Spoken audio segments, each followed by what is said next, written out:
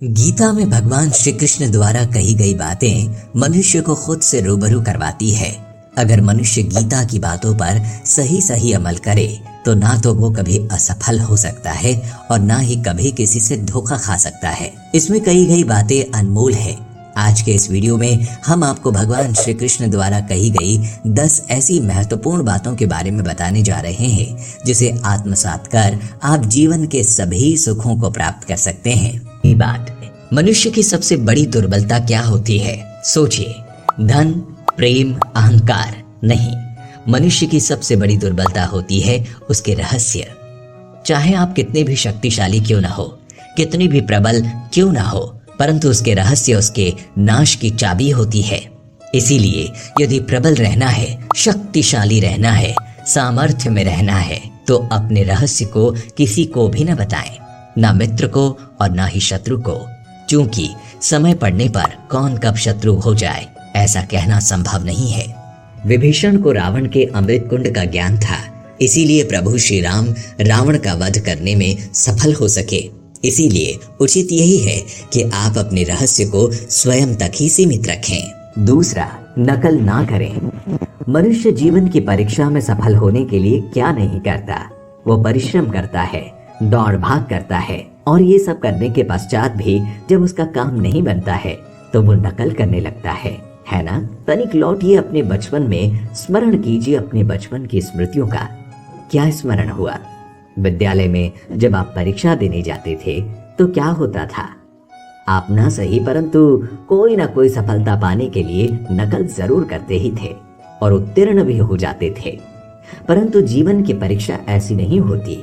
नकल करने वाला सफल नहीं होता। कारण विद्यालय में सबके प्रश्न पत्र एक होते थे, परंतु जीवन के प्रश्न पत्र और उनकी कठिनाइयां सबसे अलग और भिन्न होती है, तो निश्चित रूप से उनके उत्तर भी भिन्न ही होंगे ना। इसीलिए यदि आपको जीवन में सफलता पानी है तो नकल ना कीजिए, स्वयं के प्रश्नों का उत्तर स्वयं ढूंढिए और सफलता आपकी ही होगी। सफलता और असफलता क्या है?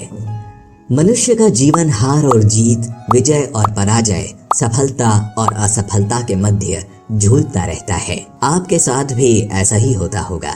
जब आप सफल होते हैं, किसी चुनौती पर विजय पाते हैं, तो मन प्रसन्नता से आनंद के उपवन में झूमने लगता है, और जब आप असफल होते हैं तब मन दुख और पीड़ा के सागर में डूबने लगता है।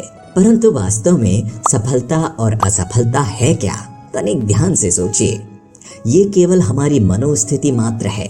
हमारी पराजय तब नहीं होती जब हमारा शत्रु विजय प्राप्त करता है। हमारी पराजय तब होती है जब हम पराजय स्वीकार कर लेते हैं। हम असफल तब नहीं होते जब हम लक्ष्य ना पा सके।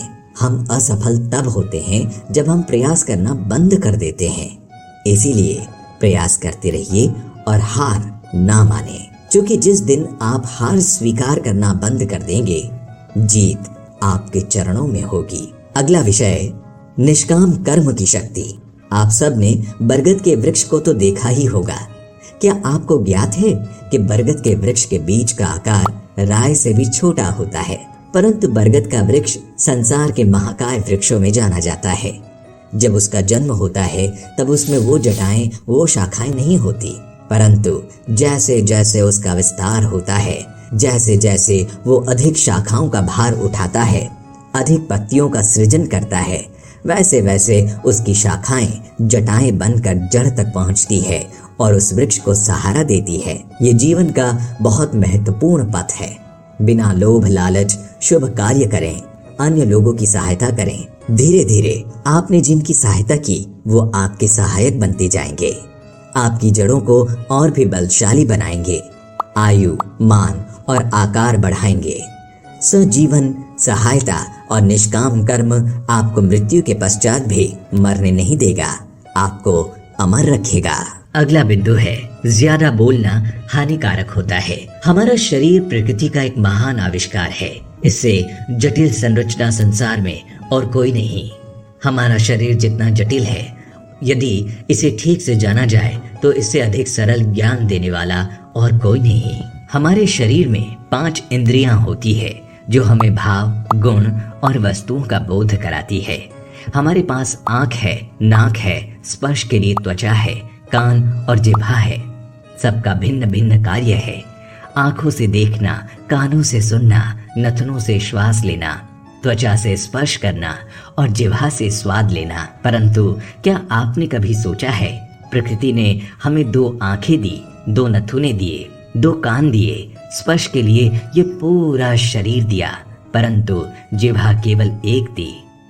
ऐसा क्यों? क्योंकि प्रकृति चाहती है हम देखें अधिक, सुने अधिक और ज्ञान अधिक अर्जित करें और बोले कम, क्योंकि अधिक वाचाल नाश को आमंत्रण देता है। याद रखिएगा। अगला बिंदु है अपनों की पहचान कैसे करें। ये सदा ही कहते आए हैं कि यदि आगे बढ़ना है तो अपनों का साथ दो। सत्य कहते हैं अपनों का साथ देना ही चाहिए, परंतु साथ देने से पूर्व ये अवश्य जान लेना चाहिए कि अपने हैं कौन। क्या अपने वही होते हैं जिनके साथ हमारा रक्त संबंध होता है, या अपने मित्र? अपने वो होते हैं जो हमें सद्कार्य के लिए प्रेरित करें, हमें आगे बढ़ाए, हमारा साथ दे। और वो जिनका साथ देने से समाज का नाश हो, धर्म की हानि हो, वो सगे होकर भी सगे नहीं होते। इसीलिए जब अपनों की परिभाषा का चुनाव करें तो उन्हें अपना माने, जो आपका साथ दे।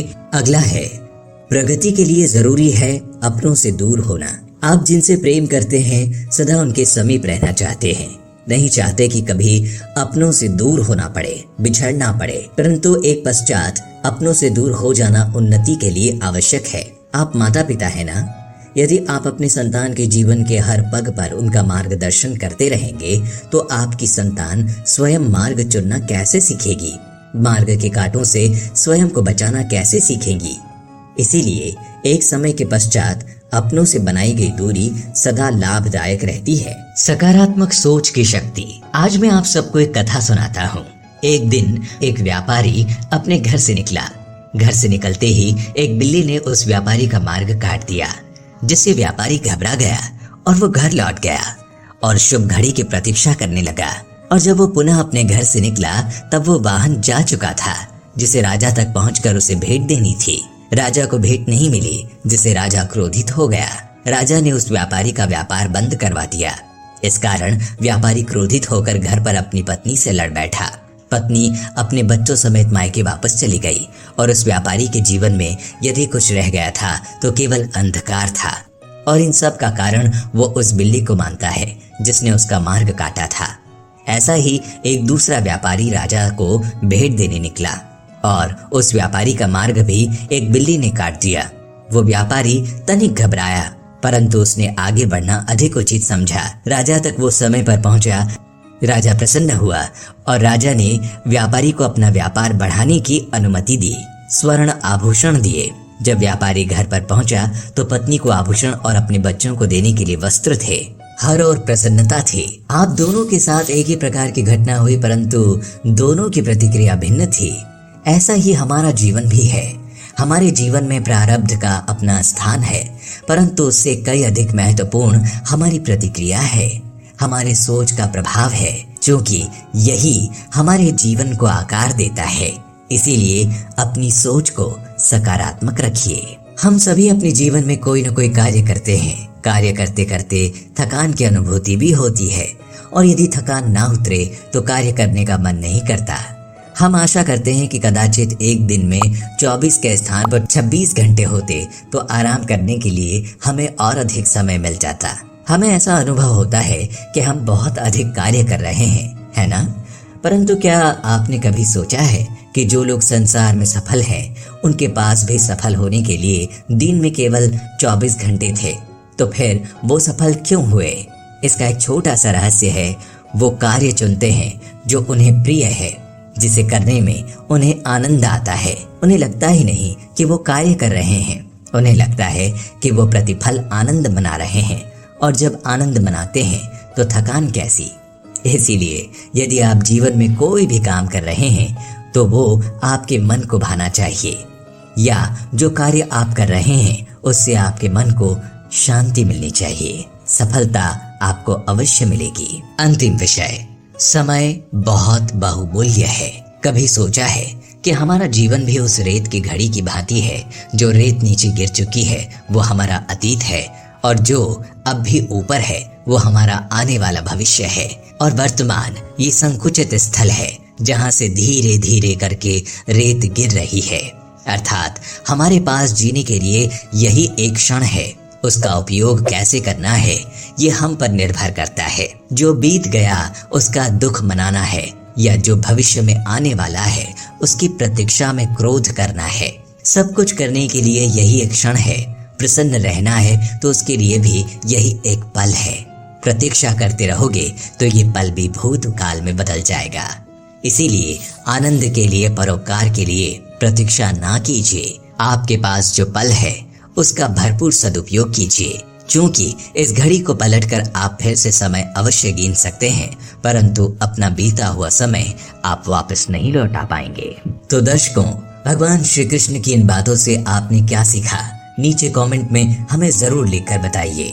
और उम्मीद करते हैं कि आपको हमारी आज की ये प्रस्तुति जरूर पसंद आई होगी।